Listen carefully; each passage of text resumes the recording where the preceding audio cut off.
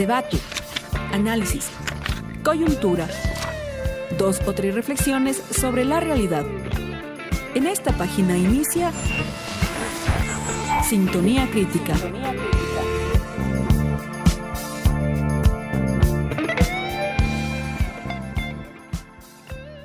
El viejo mundo se muere, el nuevo tarda en aparecer, y en ese claroscuro surgen los monstruos. Antonio Gramsci. Buenos días a todos nuestros radioescuchas que nos acompañan un martes más en nuestro programa Sintonía Crítica, 2 o 3 reflexiones sobre la realidad. Y bueno, como ustedes saben, vamos a iniciar con nuestro segmento Un día como hoy, donde vamos a hacer un recorrido de los hechos que marcaron la historia durante esta semana. Recordamos el 13 de febrero de 1971, cuando el gobierno de Salvador Allende comienza con la estatalización de las empresas chilenas. Esto se llevó a partir a cabo de, como ya mencioné, el 13 de febrero. Y esta nacionalización consistía en cuando una empresa era considerada clave para la economía, detenía su producción, el Estado podía intervenir para que ésta vuelva a producir. También recordamos el 15 de febrero de 1819 como el nacimiento de la Gran Colombia. Se reúne en una misma nación a los actuales territorios de Venezuela, Colombia, Surinam, Panamá y Ecuador, y Simón Bolívar es designado como el nuevo presidente. También recordamos el 17 de febrero de 1995, en una historia más nacional que recordamos la culminación de la Guerra del Cenepa. Este fue un conflicto bélico por la zona que se encontraba sin demarcar en la línea fronteriza entre Ecuador y Perú. Los acontecimientos desencadenaron en enero de 1995 y terminaron el 17 de febrero de ese mismo año con la firma de ambas naciones de declaración de paz en Intamariti. También recordamos, ya en un tema más referido a la literatura, que el 12 de febrero de 1994 fallece el escritor argentino Julio Cortázar. Una de las novelas más importantes es Rayuela, escrita mientras residía en París y publicada en España en 1963. Es considerada una de las primeras obras surrealistas de la literatura argentina y tiene diversas maneras de ser leída y múltiples finales. También recordamos el 19 de febrero de 1937 el suicidio del escritor uruguayo Horacio Quiroga. Fue un notable cuentista, dramaturgo y poeta uruguayo. Fue maestro del cuento latinoamericano, de prosa vivida, naturalista y modernista. Bueno, para contextualizar un poco, sabemos que Antonio Gramsci fue un escritor, pedagogo, filósofo, político y periodista italiano. Escribió sobre teoría política, sociología, antropología y lingüística. Fue uno de los fundadores del Partido Comunista Italiano. Fue encarcelado bajo el régimen fascista de Benito Mussolini el 8 de noviembre de 1926 y durante su reclusión escribe su gran obra Los cuadernos de la cárcel, entre ellos Los intelectuales y la organización de la cultura, notas sobre Maquiavelo, sobre la política y el Estado moderno, literatura y vida nacional, pasado y presente. El 21 de abril de 1937, Gramsci adquiere la plena libertad, pero está ya gravísimo en el hospital. Muere al alba del 27 de abril con apenas 46 años de una hemorragia cerebral. Pero para entender más acerca de la obra de Gramsci, tenemos a 2 invitados. Uno de ellos es Mario Hunda, él es docente de la Escuela de Sociología y Ciencias Políticas. Buenos días, Mario, gracias por estar aquí con nosotros. Hola, ¿qué tal? Buen día. Y también tenemos la presencia de Napoleón Saltos. Él también es profesor de las carreras de Sociología y Ciencias Políticas. Napo, gracias por estar aquí. Gracias por la invitación. Muy buenos días. Y bueno, esa entrevista la va a llevar a cabo quien ustedes ya conocen, es Martín Aulestia. Buenos días, Martín. Buenos días, Becky. Buenos días, Mario. Y buenos días, Napoleón. Buenos días a todos quienes nos escuchan. Bueno, los micrófonos son suyos. Bueno, vamos a empezar con esto que es el segmento de la entrevista de nuestro programa.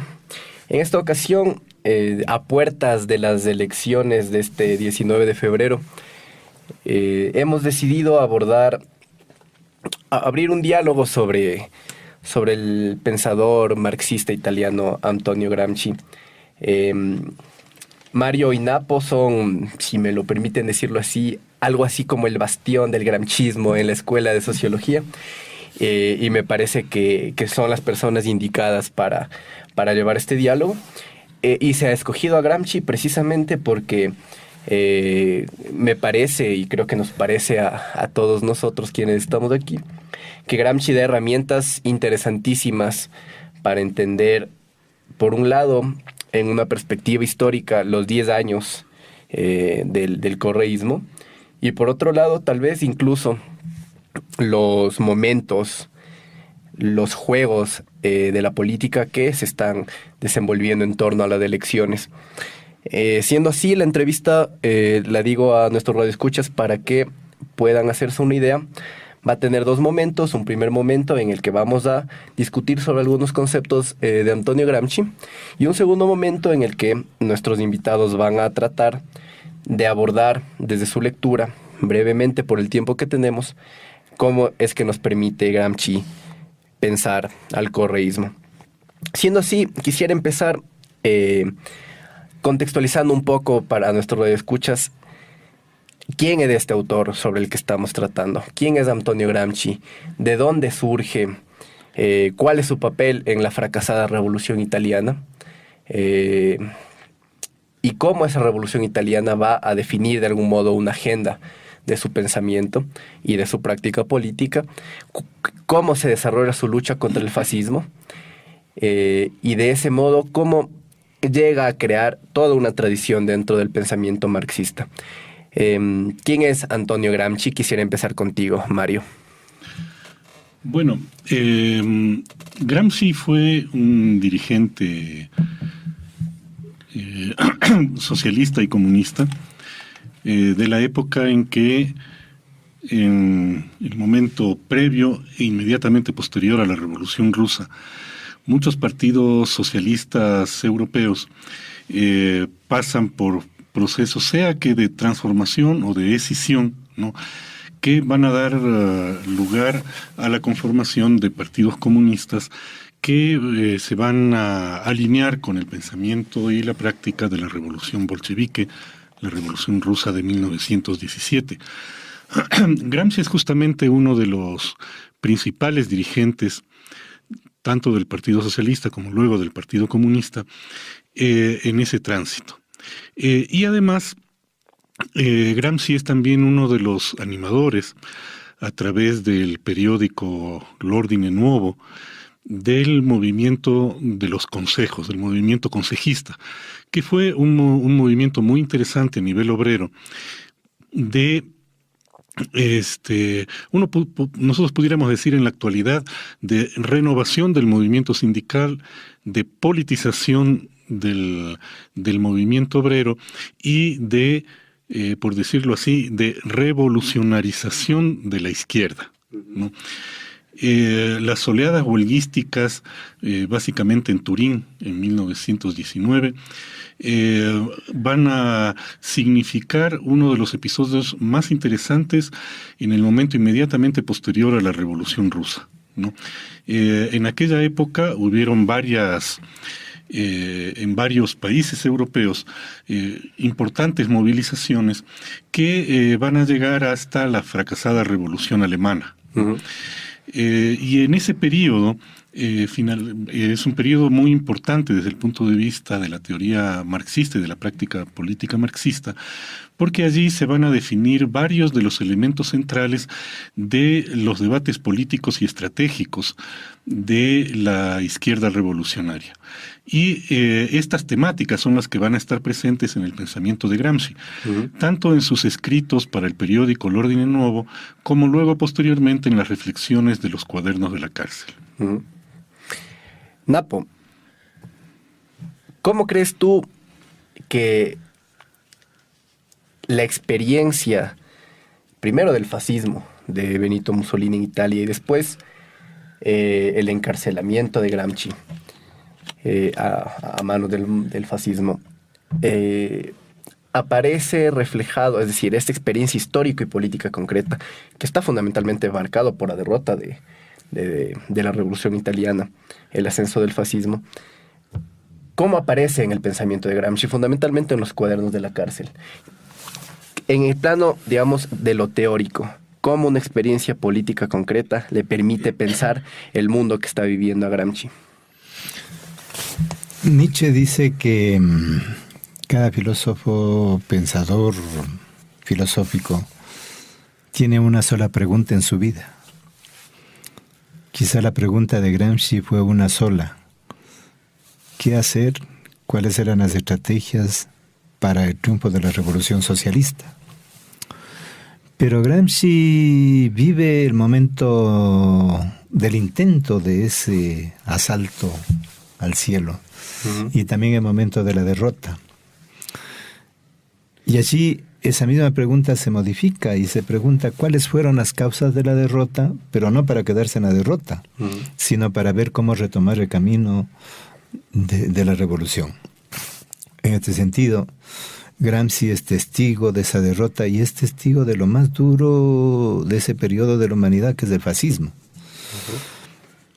Cuando responde a las razones de la derrota, uno de los combates fundamentales en el campo de la teoría es el combate contra el economicismo, contra una interpretación que predominaba allí, precisamente en lo que señalaba Mario, esta Segunda Internacional, que era una interpretación mecánica y, ahora diríamos en términos virtuales, copy-paste de la Revolución Rusa. Entonces, ¿qué hace Gramsci? Descubre que sobre la base del marxismo es necesario recrear ese marxismo, particularmente en el campo político. Irá una teoría ampliada del Estado, descubrirá nuevas categorías, la hegemonía, descubrirá entonces que sobre la base del marxismo es necesario estudiar la originalidad de cada realidad y que la falta de respuesta a su originalidad, la falta de respuesta sobre todo a la complejidad del Estado moderno fue una de las causas de la derrota. Entonces diríamos, sobre todo en los cuadernos de la cárcel, esa reflexión, que es una reflexión poderosa, está respondiendo a las causas de la derrota y a los caminos para retomar el camino, para retomar la revolución, para retomar toda esa lucha, porque, como él decía, pesimistas de la razón y optimistas del corazón. Mario, yo quisiera quedarme con una de las ideas que nos dio Napo. Los cuadernos de la cárcel, por obvias razones, son el documento vivo del pensamiento de Gramsci en el momento de la cárcel. Reflexiones que no empiezan ahí, son reflexiones que tienen una historia anterior, que se reflejan en obras como El marxismo y el pensamiento de Benedetto Croce, y etcétera, ¿verdad?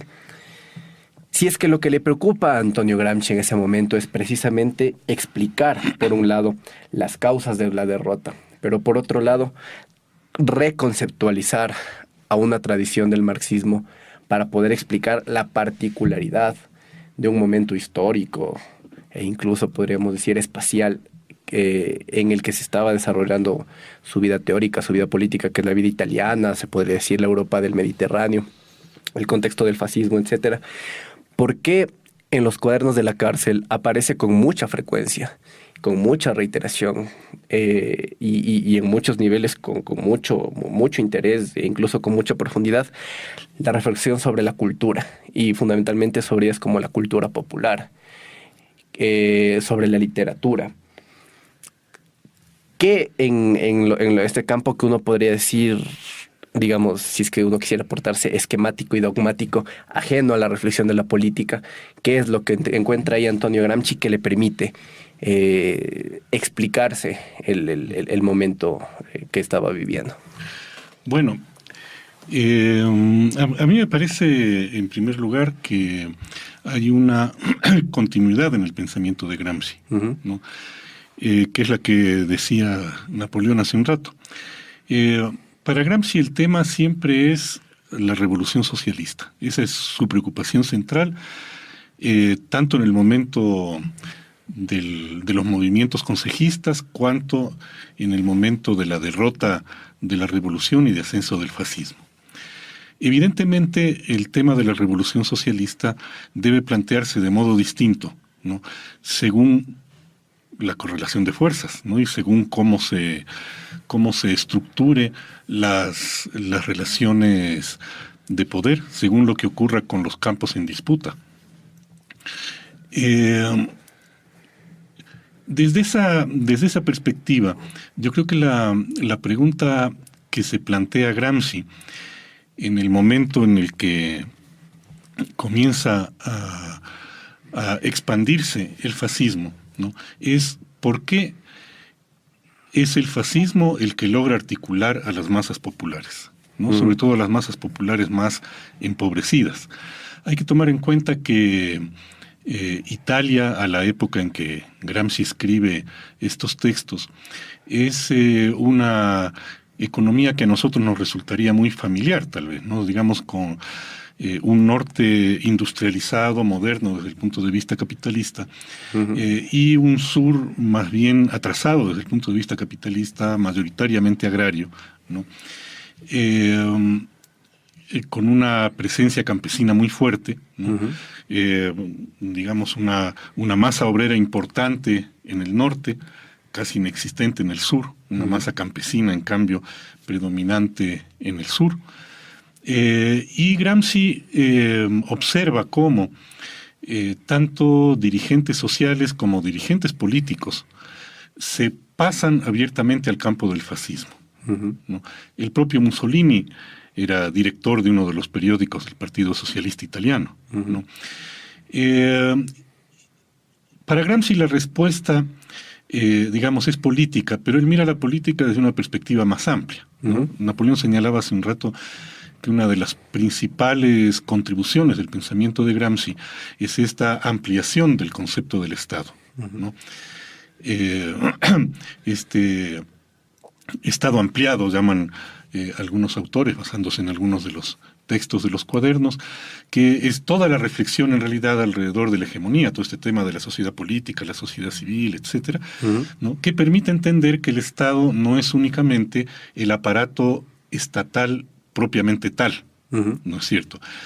Sino que el Estado incluye todos los instrumentos, aparatos y dispositivos de creación y circulación de la hegemonía, es decir, del consenso activo de los dominados, también escribirá Gramsci al respecto. Ahora, puestos en ese punto, es evidente que la política toca directamente con la cultura, ¿no?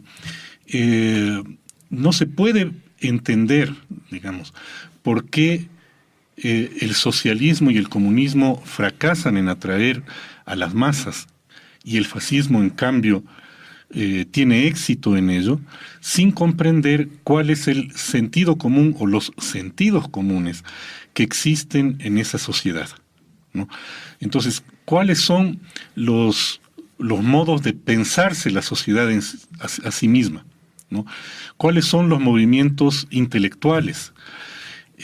Cómo esos movimientos intelectuales miran la cuestión nacional, la cuestión social, la cuestión obrera, la cuestión campesina, etcétera. Cómo los intelectuales se miran a sí mismos, ¿no? Cómo se miran ellos dentro del movimiento intelectual de Europa en general. La relación con Francia, digamos, Gramsci la trabaja muchas veces en sus textos, y cómo estos sectores intelectuales se vinculan con esa alma cultural del pueblo, con ese sentido común que anima finalmente el pensamiento y la acción de la gente, ¿no?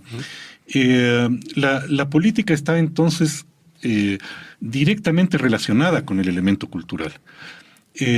Quizás no es exactamente lo mismo, o yo diría, más bien, no es exactamente lo mismo que el giro discursivo y que el giro cultural que se dio en la época posmoderna. Pero evidentemente, digamos, sí hay una ampliación del escenario de la política, ¿no? Desde lo que tradicionalmente se entendía como política hasta Gramsci, es decir, vamos a ponerlo un poco simplonamente, también es verdad, la lucha por el poder, ¿no es cierto?, a comprender que esa lucha por el poder tiene que darse en estos espacios donde se reproduce la cultura popular, estos espacios donde se reproduce el sentido común, ¿no?, que son los espacios en donde la mentalidad predominante, es decir, las ideas de las clases dominantes, digamos, logran también un eco importante que dificulta el trabajo subversivo de la revolución, ¿no? Es decir, las ideas de la clase dominante están presentes no únicamente en la clase dominante y en los intelectuales orgánicos de las clases dominantes, sino que esas ideas se encuentran presentes también en el pueblo, ¿no? A veces de un modo bastante similar a como está en las clases dominantes, a veces vinculada con elementos que la propia cultura popular viene arrastrando de la propia historia de la formación de los grupos y de las clases sociales, ¿no? Hay una comprensión también muy fuerte en Gramsci de la unidad entre lo social, lo cultural y lo político en la propia definición de la clase social, ¿no? Ya en Marx era evidente que la clase social no tiene que ver únicamente con un lugar que se ocupa en la producción, digamos, con un lugar que se ocupa en la economía. Marx habla, cuando habla de las clases sociales en el 18 Brumario, Marx habla de los modos de vida, ¿no es cierto? Habla de los elementos culturales, habla de los intereses, habla de las expectativas, ¿no? Y habla de la capacidad de representarse políticamente a sí mismo, ¿no? Entonces, sin esa capacidad de representación política, no existe una clase social, ¿no? En Gramsci encontramos en la misma perspectiva, pero con un énfasis mayor en los elementos culturales de construcción de lo que va a ser el discurso político, ¿no? O sea, el discurso político tiene que sintonizarse con el alma del pueblo, ¿no? Ahora, esa alma del pueblo no es en Gramsci una entelequia, digamos, no es algo que puramente ya está, espiritual. no es algo ni puramente espiritual ni algo que está ya definido, sino que es una construcción medio caótica, abigarrada, diríamos, trayendo a préstamo un concepto de René Zavaleta, ¿no es cierto? Entonces, una construcción abigarrada en donde existen elementos de distinta índole, ¿no? Y elementos que están constantemente disputando entre sí, ¿no? Eso permite también, desde otro ángulo, entender que el sujeto portador de la revolución es al mismo tiempo un escenario de la lucha por la constitución de la política y de la estrategia revolucionaria. El sujeto no es que está constituido de antemano y luego actúa, sino que en su actuación se va construyendo, y en la medida en que lucha también contra esos elementos de sentido común que favorecen la reproducción del dominio, ¿no?, que están presentes en la propia cultura popular. Y entonces también la creación de formas culturales nuevas, ¿no? Entonces es un escenario, el escenario de la lucha política que mira Gramsci es un escenario más complejo, es un escenario más amplio. Debate, análisis, coyuntura, 2 o 3 reflexiones sobre la realidad. Sintonía crítica, todos los martes de 7 a 8 horas bajo la conducción de Rebeca Sánchez. Napo, hace un momento tú mencionaste que la pregunta que atraviesa todo el pensamiento de Antonio Gramsci es la pregunta por el qué hacer, que es una pregunta que de modo expreso se planteó Lenin en 1905, escribió todo este texto que era el qué hacer, y eso me invita a plantear la pregunta sobre la relación que tiene Gramsci con Lenin, que es una relación por supuesto de muchísima deuda, pero es una relación que, como toda buena deuda, es una deuda en la que también hay discusión. Fundamentalmente tiene que ver, me parece, con la idea fundamental que Lenin plantea en este texto bastante posterior al del qué hacer, que es el del Estado y la Revolución, en el que define al Estado como un aparato de dominación de la clase dominante. En relación a eso, ¿cuál es la discusión en ese campo específico que tiene Gramsci con Lenin? ¿Y cuáles son las razones que lo llevan a esa discusión? Lenin vive un proceso histórico concreto, que es la revolución en el Estado zarista, siendo esquemático un Estado más bien simple, concentrado en el aparato represivo y en el aparato administrativo. Y entonces cuando Lenin, tomando como base el marxismo, el Estado como un Estado de clase, tiene que expresarlo, lo presenta como un aparato de dominación de una clase sobre otra en cuanto a aparato represivo y aparato administrativo. ¿Cuál es el aporte de Gramsci? decíamos que es un concepto de Estado ampliado, que no sale del aire, no es una discusión epistemológica directa como tal, sino parte de la constatación de la realidad con la cual se enfrenta con una realidad compleja. De alguna manera su obra fundamental es precisamente el Estado moderno, como él denomina, un Estado, y ahí viene la definición, en donde ya no solo está presente la sociedad política, si queremos temáticamente la sociedad política sería este aparato represivo más el aparato administrativo, sino que dice sociedad política más sociedad civil en cuanto produce hegemonía. Y eso es importante, ese aditamento. Es decir, es sociedad política, el aparato de Estado, más sociedad civil, lo que decía hace un momento Mario, todas estas instituciones de la sociedad civil, estas instituciones privadas, en cuanto producen sentido en relación al poder.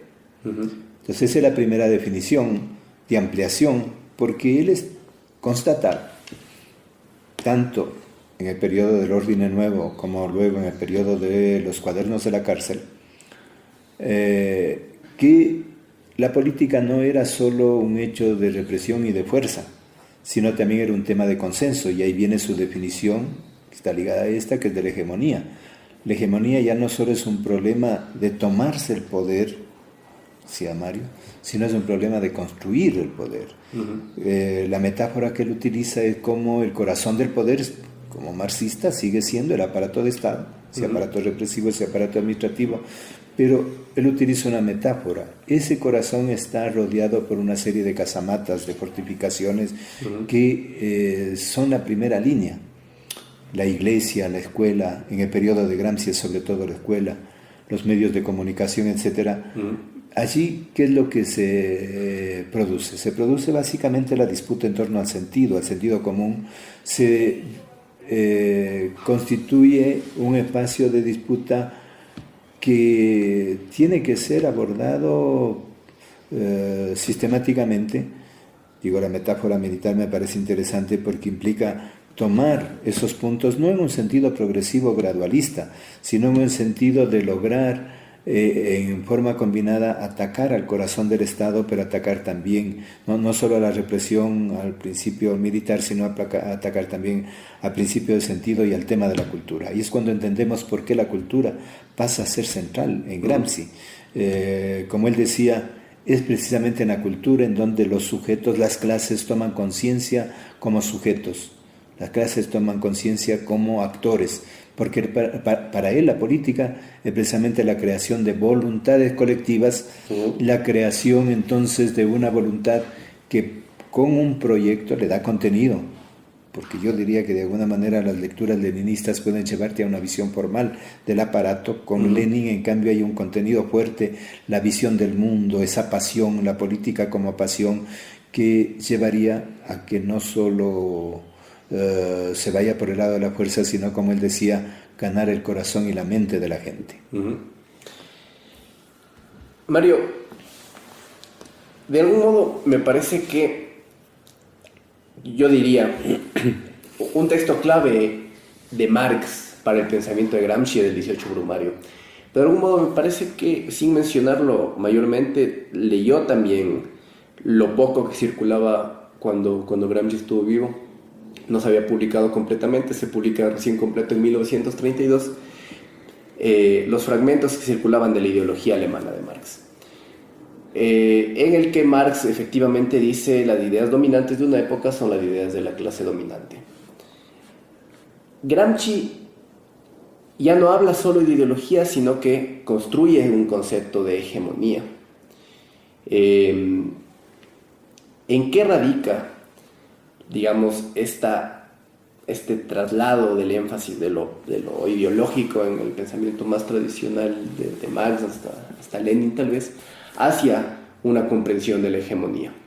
Y siendo así, ¿qué deberíamos de entender por el concepto de hegemonía en Antonio Gramsci?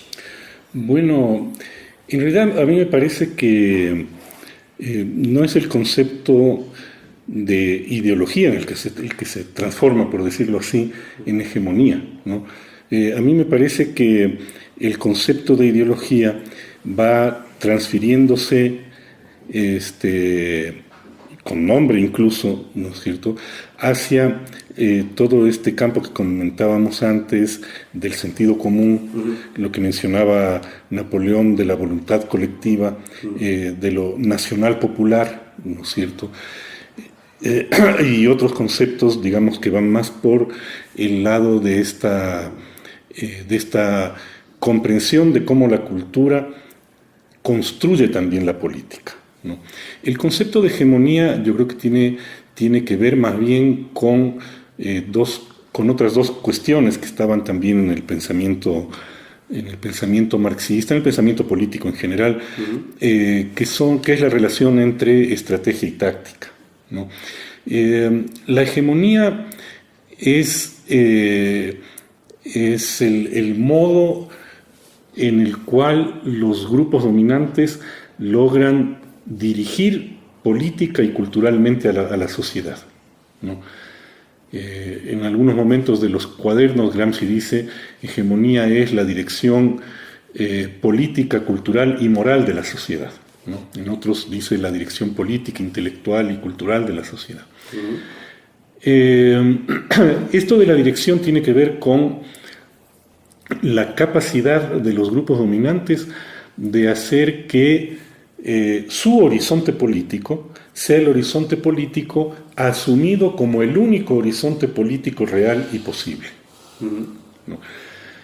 Por eso tiene que ver también con el consenso, ¿no? La otra definición que yo les comentaba, que Gramsci plantea en los cuadernos, la hegemonía como consenso activo de los dominados. O sea, hegemonía no es simplemente que el pueblo vote por uno u otro candidato de la burguesía o de los partidos que representan los intereses políticos de la burguesía, sino que hegemonía es un consenso activo de los dominados. O sea, implica que las clases subalternas están presentes activamente en la reproducción de la dominación. Ahora, el concepto de hegemonía tiene varios niveles, ¿no? Se trata, por un lado, de, diríamos, la otra cara de la dominación.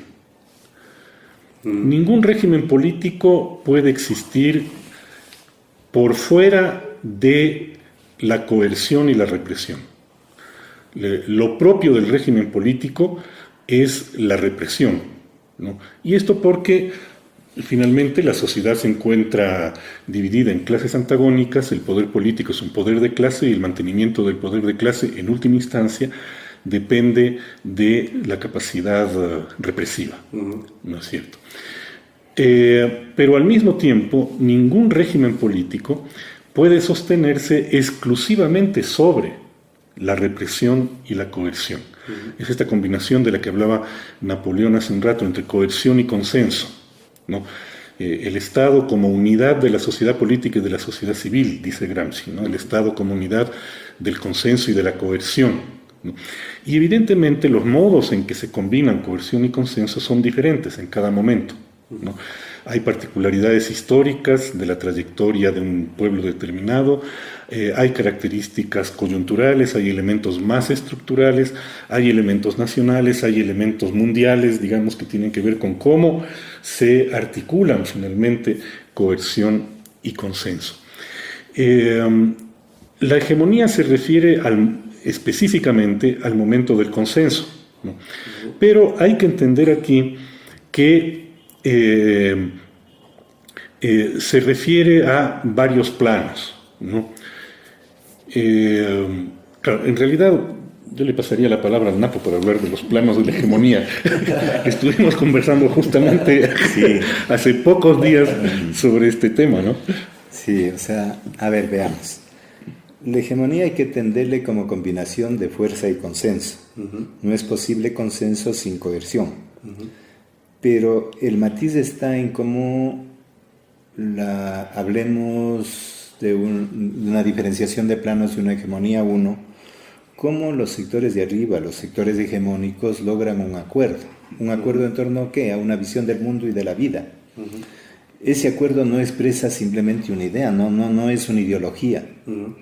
Es para ponerlo en términos un poco gráficos, sí son ideas, son palabras, son discursos, pero que generan fuerza. Materialidad. Materialidad. Además, la condición de la hegemonía es que tenga una base orgánica de conexión con la base económica. Solo ahí puede haber una clase hegemónica. Entonces, podríamos hablar de una hegemonía 1 cuando los sectores hegemónicos logran un acuerdo arriba, aunque también hay momentos de disputa. Pero no es suficiente que haya un acuerdo arriba. La hegemonía es un equilibrio inestable, dice Gramsci, porque para que haya hegemonía, los de arriba tienen que aceptar también ciertos elementos de la visión del mundo de los de abajo, ciertas demandas. Por eso es que la hegemonía también expresa una correlación de fuerzas. Expresa condiciones objetivas desde la economía, pero expresa en definitiva una correlación de fuerzas, y en esa correlación de fuerzas podríamos llamar de hegemonía 2, es decir, la participación del consenso activo de los de abajo. La hegemonía abarca al conjunto de la sociedad. Y hay que ver que Gramsci es un marxista, por lo tanto también hablamos de una hegemonía 3, los de abajo tienen capacidad de contrahegemonía. No habría subalternidad en concepto de Gramsci si es que fueran solo dominados, si es que únicamente participarían, así sea activamente, en el consenso de los de arriba. Hay alternativa, y creo que ese es uno de los cauces que decíamos al comienzo, que les lleva a pensar a Gramsci como hay una disputa en la cual también hay posibilidad de contrahegemonía. Los actores subalternos también tienen condiciones tanto materiales como subjetivas de construir una voluntad y una visión del mundo diferente. Ahora, me gustaría, como último abordaje teórico en el pensamiento de Gramsci, volver al texto del 18 Brumario, en el que Marx construye un concepto que va a ser muy importante en la tradición del marxismo, y fundamentalmente del marxismo muy interesado en pensar la política como Gramsci, que es el concepto del bonapartismo. En algunos lugares Gramsci, no sé si llamar, italianiza el nombre de bonapartismo y lo traslada al nombre de cesarismo. ¿En qué consiste este concepto? Cuando determinada forma de un gobierno burgués, determinada forma de la dominación, adquiere una forma bonapartista o cesarista, y cuáles son sus particularidades, Mario. Bueno, Marx construye el concepto de bonapartismo sobre la experiencia histórica de Luis Bonaparte, del sobrino de Napoleón Bonaparte. Este concepto expresa una crisis del Estado burgués, una crisis de las formas de dominio. Agustín Cueva hablará en algún momento de la crisis de las fórmulas de dominación, dirá él, ¿no? Y una incapacidad de las clases dominantes de resolver por sí mismas esa crisis. Ahora, hay que tomar en cuenta que el régimen de Luis Napoleón, ¿no?, es un régimen que recoge todo el periodo de crisis política que se abre con la Revolución Francesa, ¿no? La Revolución Francesa se produce en 1789, viene toda una serie de pugnas intestinas, una especie de guerra civil adentro de la Revolución Francesa, en donde están involucrados por un lado los girondinos, por otro lado los jacobinos, por otro lado los cordeleros, los indignados y otros grupos más radicales que los jacobinos. Esto termina en una enorme masacre, ¿no es cierto? El terror, claro, se conoce más el terror de los jacobinos, pero el terror de los girondinos fue igualmente brutal y sanguinario. En esa situación se genera una enorme inestabilidad, una incapacidad de estabilizar el Estado burgués moderno, y aparece un general, ¿no?, del ejército republicano, Napoleón Bonaparte, que da un golpe militar, ¿no? Uno diría el típico golpe militar. En América Latina estamos tan acostumbrados, digamos, a este tipo de soluciones a la crisis política. Pero Bonaparte reconstruye un imperio, ¿no? O sea, hay que tomar en cuenta que recién se estaban saliendo de las monarquías, ¿no? y de alguna manera Bonaparte crea su propia monarquía plebeya, por decirlo de alguna manera, ¿no? Bonaparte lleva la Revolución Francesa en la bayoneta de sus ejércitos hasta el momento de la derrota en Waterloo. Pero eso es apenas en 1812. Claro. La derrota de Napoleón trae un periodo de restauraciones monárquicas. La Santa Alianza. Claro, y que implica también restauración monárquica en la propia Francia, claro. ¿no es cierto? Se pierde la República, se recupera la República, se vuelve a perder la República, se produce lo que se conoce como la Revolución de 1830, nuevos desajustes en el poder, hay la insurrección de las clases trabajadoras parisinas en 1848, la Revolución de 1848, que se salda con una derrota y una masacre de los trabajadores, ¿no? Frente a la incapacidad de la burguesía de continuar gobernando por sí misma y la terrible derrota y la masacre de las clases trabajadoras, el vacío político generado en ese momento es ocupado por Luis Napoleón, ¿no? Entonces, el bonapartismo es en primera instancia, ¿no?, una respuesta atípica, por decirlo de alguna manera, ¿no?, a una crisis político-estatal, ¿no? Ahora, no se queda solamente en eso, porque si no, digamos, no pasaría de ser, como decía, un episodio de las tantas crisis y golpes que ha atravesado la historia, sino que a partir de esa situación, a partir del vacío político, a partir de las enormes contradicciones sociales y políticas y de la fuerte conflictividad generada que no logra ser realmente resuelta, es decir, la derrota militar y la masacre no es una resolución de un conflicto, ¿no es cierto? Entonces aparece la posibilidad del surgimiento de un régimen político fuerte, ¿no?, que va concentrando cada vez más todos los poderes del Estado en sí mismo, en el Ejecutivo, y que de alguna manera planea por sobre los conflictos de la sociedad, ¿no?, ocupando un rol de arbitraje entre los conflictos. Entonces nosotros tenemos el elemento de la crisis primero, la incapacidad de que los contendientes fundamentales resuelvan esa crisis en segundo lugar. En tercer lugar, el surgimiento de un régimen que obtiene su fuerza de los conflictos existentes en la sociedad, desde el momento en que actúa como supremo árbitro entre todas esas conflictividades. Ahora, el Bonaparte es el árbitro supremo y el bonapartismo es el régimen del supremo arbitraje. Pero hay que entender además que el bonapartismo, para poder ser árbitro en ese sentido, requiere el poder fuertemente concentrado, ¿no?, y de alguna manera liberarse, ¿no?, de las ataduras directas que las facciones distintas de la burguesía tratan de establecer con el Estado para que sirva a sus intereses particulares. Desde este punto de vista, el bonapartismo es la realización de la autonomía relativa del Estado.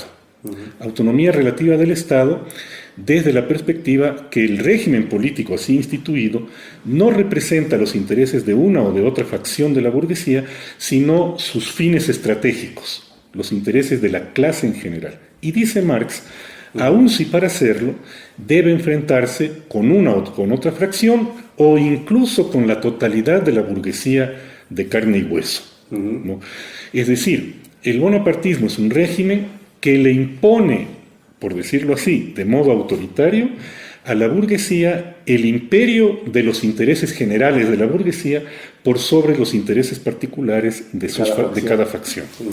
Ahora, la autonomía relativa tiene que ver también con el otro costado, que es la contradicción entre burguesía y clases trabajadoras. Entonces, por lo tanto, el bonapartismo debe también arbitrar sobre los conflictos existentes entre burguesía y clase trabajadora. Y para eso, el bonapartismo tiende a presentarse como defensor de las clases trabajadoras, ¿no?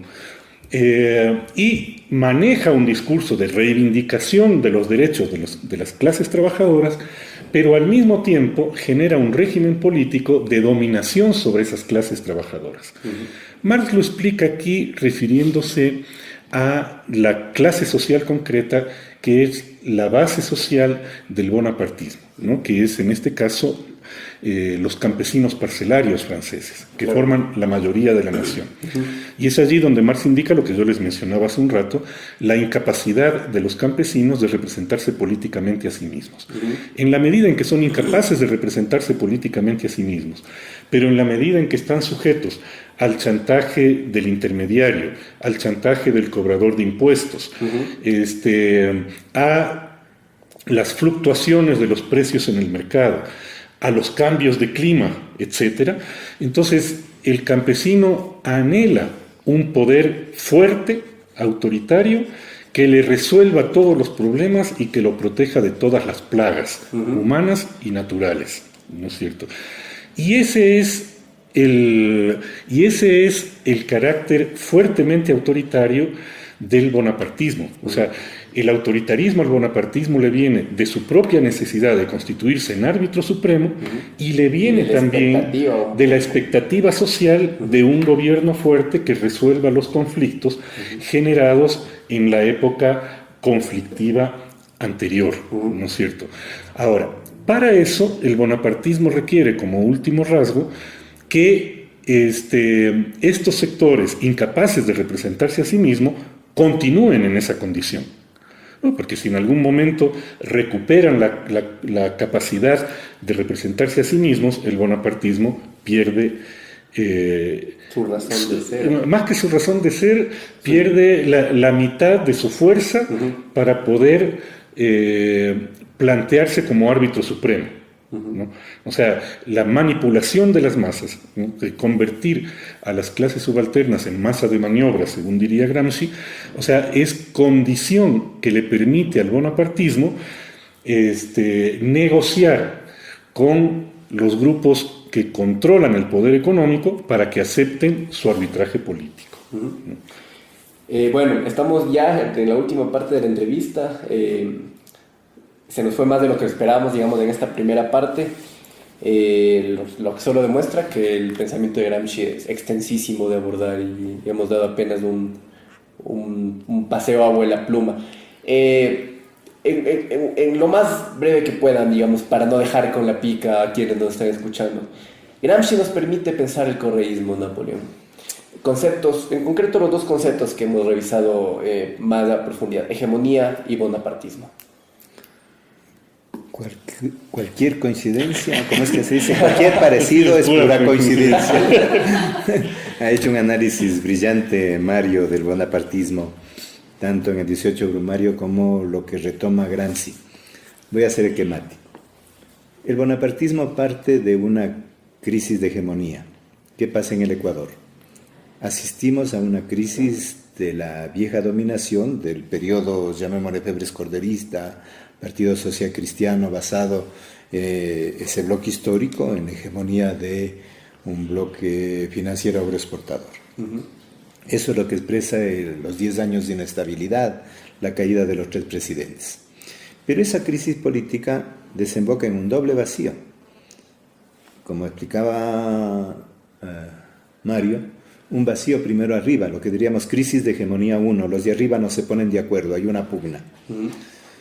Hay varios intentos de resolver esa crisis. En el Ecuador fracasan 3 intentos de resolver la crisis por arriba. Sixto Durán Ballén, Bucarán, Gustavo Noboa, pero no cuajan. Hay un vacío entonces que está presente desde el acuerdo de hegemonía 1. Reconstruyamos rápidamente la historia desde abajo. Década del 90 es un intento en que los movimientos sociales también intentan resolver sobre esta crisis de hegemonía desde una contrahegemonía. Hay un intento ahí el 21 de enero del 2000 incluso de tomar la dirección del país que es derrotado. Ahí viene la segunda condición.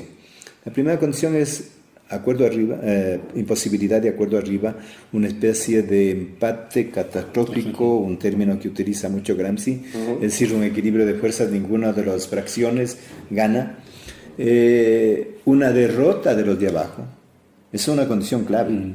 Una derrota estratégica de los de abajo, por lo tanto se crea también un vacío político desde abajo y se expresa en esta incapacidad de autorrepresentación. Por lo tanto, también se rompe el lado activo del consenso, se rompe la posibilidad de que esa clase se autorrepresenten y puedan participar directamente en la construcción del nuevo consenso. Bueno, si es que vemos nuestra historia, yo diría que el origen del correísmo es ese doble vacío. Correa precisamente se constituye en ese punto en el cual ni los de arriba pueden resolver, sino que tienen esta contradicción, ni los de abajo, los de abajo han sido derrotados, el movimiento indígena es derrotado en el 2000, entra en crisis en el 2002-2003, y luego llega Correa en ese doble vacío con una doble ligazón, porque esto hay que entender. A veces hay la imagen de que Correa viene en la ola de la lucha popular. No, Correa es resultado de la derrota. Cuando ya los movimientos sociales no pueden autorrepresentarse, aparece este poder y aparece con vinculación sobre todo con los de arriba, con los sectores modernizantes opuestos a Febres Cordero. Ese doble vacío le da el carácter de que hacia afuera pueda presentarse como socialista, recogiendo discursos incluso del poder constituyente, pero atrás de esa careta existe un proyecto de modernización del capital, es decir, resolver las contradicciones. En este sentido, yo diría que una de las características fundamentales del régimen de Correa es ser un régimen bonapartista, pero a la latinoamericana. Ahí hay que hacer una lectura, creo que tenemos para otro programa, hacer una lectura desde el sur, con Cueva, con René Zabaleta, con todos, con Fernando Coronil, porque, claro, Gramsci está respondiendo a una condición histórica concreta, Italia, y nosotros tendríamos que hacer una relectura de qué formas adopta el bonapartismo.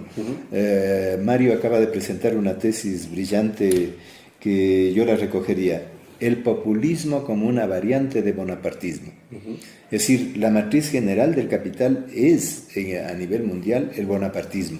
Pero en América Latina, dice René Zabaleta, la particularidad es que ese bonapartismo se combina con populismo y con formas propias de autoritarismo. Esa forma abigarrada, esa forma barroca, es la que caracteriza a nuestra realidad, al funcionamiento del Estado y al funcionamiento de la política. Y esto tiene un efecto, sobre todo, yo quiero ir a un punto muy esquemático: ¿qué pasa con los movimientos sociales en este proceso? Los movimientos sociales, el movimiento indígena, el movimiento sindical, son derrotados. Después de esa derrota se refugian en la representación de Correa, delegan, hay una delegación, pero al delegar esa representación caen en una trampa también de incapacidad de volver a organizarse. De modo que recién tardíamente, en el 2012, empieza un proceso de autonomización, y ahí se revela el otro carácter de este bonapartismo, que es autoritario. Frente a la contrahegemonía, la hegemonía 3, la respuesta es la represión, claro, la criminalización de la lucha social. ¿En qué momento estamos? Estamos en un momento en el cual se está disputando electoralmente si es que es posible todavía la continuidad de esta representación bonapartista, o si ya se ha resuelto de tal manera la crisis que uno de los sectores orgánicos, llámese Lasso, llámese Cintia Viteri, pueden tomar el mando directamente. Pero se está disputando también otra cosa más profunda, que se expresa en un 30% de gente que todavía no define el voto y que desconfía del sistema, y que por lo tanto, aunque sea en semilla, aquí tendríamos que hablar de la sociología y la política de las semillas, empieza a ver gérmenes de contrahegemonía y de reconstitución de autorrepresentación orgánica. Gramsci nos ayuda a pensar si el momento de la derrota, el momento del bonapartismo, pero para ver cómo superarlo. Bueno, hemos llegado hasta aquí con nuestra entrevista. Podríamos hacer 2 o 3 programas más, digamos, profundizando eso. Voy a tomar la sugerencia, hacer un programa para particularizar esto desde Latinoamérica, y quiero agradecerles infinitamente. Conmigo ha sido hasta aquí y regresamos contigo, Roberto. Ahora vamos a dar paso a nuestro segmento Hablemos con la Sociología. Pedrito, por favor, ¿puedes decirnos en qué año se nombró a Quito Patrimonio Cultural de la Humanidad? La ciudad de Quito fue declarada como Patrimonio Cultural de la Humanidad en el año de 1978. A partir de esta época, el Estado, sobre todo el municipio, empieza a pensar al turismo como posibilidad de construcción en el centro histórico, y esto a partir de la renovación y difusión del patrimonio. Es desde esta fecha desde que aparece el FONSAL como institución a cargo del patrimonio, y también planes de desarrollo urbanos que van a estar pensando al centro histórico en sus condiciones fundamentales. Sin embargo, la idea de patrimonio que se empieza a levantar desde esta perspectiva es el patrimonio físico, el patrimonio monumental, que permitía dar una imagen a la ciudad de cierto tipo de identidad que podía construir sobre ella, y a través de esa imagen representarse hacia el mundo para la difusión turística del espacio del centro histórico.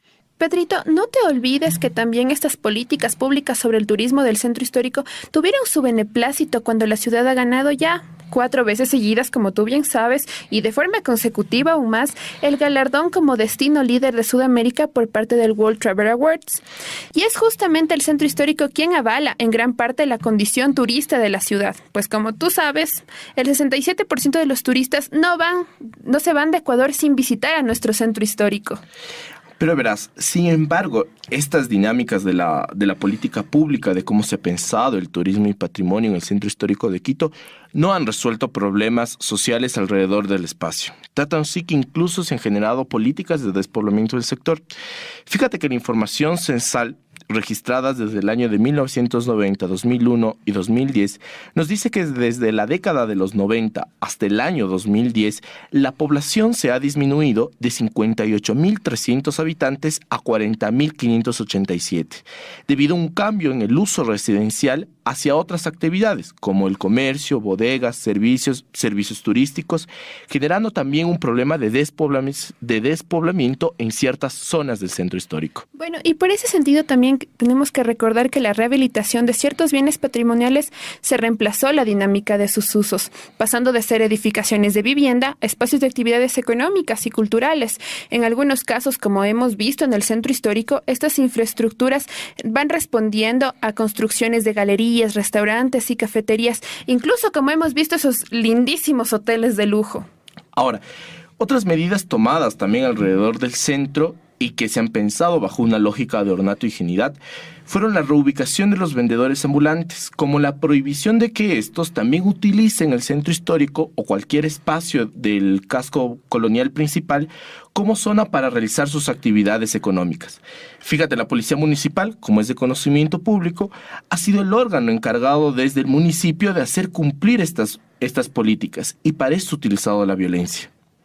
Entonces, Pedrito, lo que tú me estás planteando es que por un lado tenemos aquí al Centro Histórico de Quito, que se ha reconocido con muchos premios, pero también por otro lado aún no podemos superar las cuestiones como la pobreza y la contaminación ambiental, que siguen siendo problemáticas que aún no se logran resolver en nuestro centro histórico, en especial, como tú sabes, de los barrios aledaños del casco colonial principal. Claro, y esto esto confluye en sentido de que el espacio del centro histórico ya no está pensado desde la gente ni para, la gente entendiendo a los habitantes que residen y a quienes hacemos del centro histórico parte de nuestra vida cotidiana, sino que el espacio está siendo pensado para las actividades turísticas de la zona. Y eso, de alguna forma, enajena la condición de la producción social del espacio, porque si tenemos un entorno que es construido para las empresas, las dinámicas internacionales del turismo, etcétera, etcétera, estamos construyendo un espacio superfluo que no fomenta la interacción social de los habitantes y de sus visitantes en general. Queremos agradecer a todos nuestros radioescuchas por habernos sintonizado un martes más, y también recordarles que pueden darle me gusta a nuestra página de Facebook Sintonía Crítica UC, suscribirse a nuestro canal de YouTube Sintonía Crítica y seguirnos en Twitter en @Sintonía Crítica. También les recordamos que si se perdieron el programa o les interesa volver a escucharlo, nos pueden sintonizar el día sábado a las 8 de la mañana. Con nosotros, este ha sido nuestro programa y les deseamos una excelente semana. ¡Chau! Por hoy hemos concluido nuestro análisis. Sintonía Crítica te espera en un próximo encuentro.